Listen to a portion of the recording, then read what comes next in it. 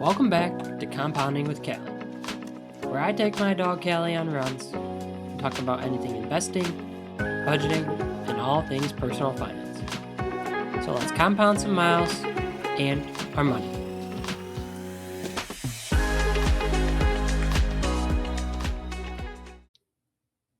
Today we're talking about something really important, the why of investing.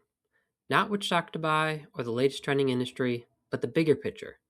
Why we invest, how our money can work for us, and how to plan for a retirement that actually fits the life we want. By the end of this video, you'll see investing not just as a way to grow money, but as a way to give yourself freedom, flexibility, and options. Let's start with the core idea. Investing isn't about getting rich overnight. It's about creating a system where your money grows on its own, even when you're not actively working for it. Think of it like planting a tree. You water it, give it care, and give it time, and eventually it starts producing fruit year after year. Investing is the same. The money you put in grows over time, and eventually it can support your life without ever touching the original savings. That's financial freedom, and that's what we're really after. One of the most important ways to think about this is the 4% rule. The 4% rule is a guideline for retirement withdrawals. It says that if you withdraw 4% of your investments each year, your money should last about 30 years. Let's make it concrete. Imagine you have $1 million saved. Using the 4% rule, you could safely withdraw $40,000 a year. Now, let's say your portfolio grows at 7% that year. That's $70,000 of growth. If you withdraw $40,000 for living expenses, your principal is now $1,030,000. Even after living off the money, your original savings grew by $30,000. That's the power of compounding combined with small withdrawals. It's what let your money continue working for you, even in retirement. Now, let's look at contributions over time. Say you start investing $500 a month at age 25, and your portfolio grows 7% per year. By 65, that $500 a month will have grown to roughly $1.1 million. Now, here's where it gets interesting. If you increase your contributions to $700 a month, that number jumps up to over $1.5 million. The lesson? Small, consistent increases in contributions can make a huge difference over decades. But there's a twist. If you reach your retirement number earlier because you're contributing aggressively, remember, you'll likely need that money to last longer. Retiring at 50 instead of 65 means planning for 35 to 40 years of expenses instead of 20 to 25. So while increasing contributions accelerates your timeline, it also changes the scale of your plan. You need to make sure your investments can sustain withdrawals for a longer period. Once you're financially independent or retired, you have several sources to pull from. First, your 401k, usually through your employer.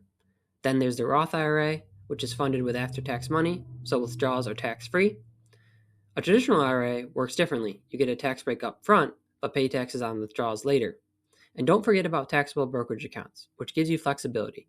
You can pull from them anytime, though they don't have the tax benefits. And here's another piece a lot of people overlook: dividends. If you invest in dividend-paying stocks or funds, you can treat those dividends as income bucket in retirement. For example, let's say your portfolio generates $10,000 a year in dividends. That's effectively $10,000 of income without touching your principal, which can supplement your withdrawals or even cover part of your living expenses.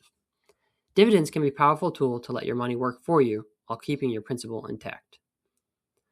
Another source is Social Security. Once you reach the eligible age, Social Security provides a steady income stream.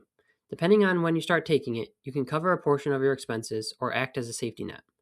Combining this with your investment withdrawals and dividends gives you multiple layers of income, which makes your retirement plan more secure. Now, let's talk about defining your retirement number. This is different for everyone. Retirement isn't just about age, it's about lifestyle. How many vacations do you want each year? Will you move somewhere new or stay where you are? Do you plan on traveling frequently? Will you be supporting grandchildren, giving to charity, or helping family?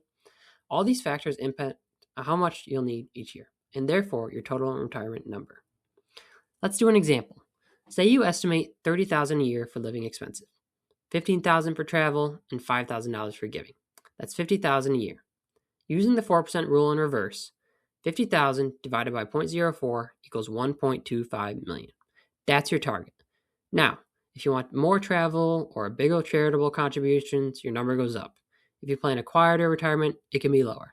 The key is defining it based on your life, not someone else's. This makes retirement planning tangible and personal. When you combine all these elements, your contributions, the power of compounding, dividends, Social Security, and your personal lifestyle goals, you can see how investing isn't just about numbers. It's about building a system that supports the life you want. The earlier you start, the more compounding works for you, and the sooner your tree starts producing fruit. So, to pull it all together, investing is about letting your money grow and work for you. The 4% rule gives you a safe withdrawal strategy, and understanding your retirement accounts and dividend income helps you plan strategically. And defining your retirement number based on personal goals gives you clarity and control.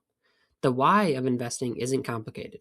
It's about freedom, choices, and living life on your own terms. The best part? You can start today. Open an account, set up automatic contributions, and let compounding start working its magic. Every month you invest, your future self is thanking you. If you like this video, hit subscribe. I post actionable finance tips every week to help build a life of financial freedom. Thanks for tuning in. Same pace next time. Keep compounding.